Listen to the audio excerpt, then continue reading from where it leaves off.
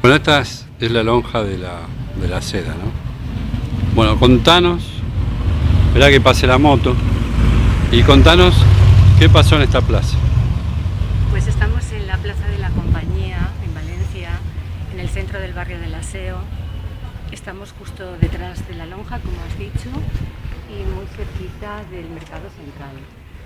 La historia de esta placita es que el día 23 de mayo del año 1808, en esta plaza un hombre sencillo, un hombre del pueblo, un trabajador, al que llamaban el payeter porque trabajaba el esparto y la paja, pues alentó a sus vecinos, a los ciudadanos de Valencia, a sublevarse contra Napoleón y las tropas francesas que hacía muy poco tiempo habían entrado en España y en Valencia.